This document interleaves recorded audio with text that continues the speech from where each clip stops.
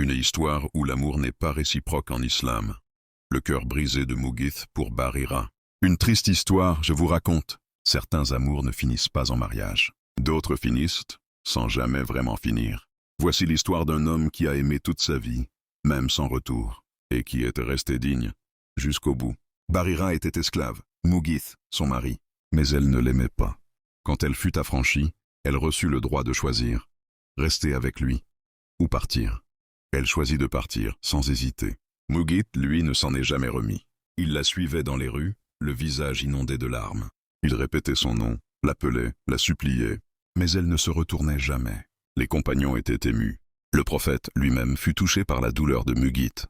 Il alla voir Barira et lui dit « Et si tu retournais vers lui ?» Elle demanda « Est-ce un ordre ?»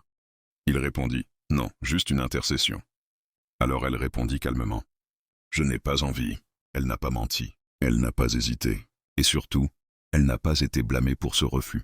Son droit était respecté, sans pression. Le prophète dit ensuite, le cœur serré, « Oh Mughith, regarde comme elle ne t'aime pas, et comme toi tu l'aimes. » Et il n'a jamais demandé plus. Mughith ne s'est jamais vengé. Il n'a pas haï. Il a continué d'aimer, en silence. Il a accepté son refus sans violence. Il a vécu un amour unilatéral, sans jamais franchir les limites. Barira, elle, n'a jamais ridiculisé Mughith. Elle n'a pas profité de lui. Elle a simplement posé une frontière, avec clarté et pudeur. Refuser un amour n'est pas un péché. Mentir sur ses sentiments, si. Cette histoire ne finit pas en réconciliation. Mais elle est profondément humaine. Elle nous rappelle qu'en islam, l'amour ne doit jamais être forcé, et que le respect ne dépend pas de la réciprocité. Il y a des amours qu'on vit pour Allah, même quand ils ne sont pas rendus. Et parfois, rester digne dans la douleur est la forme la plus noble d'amour.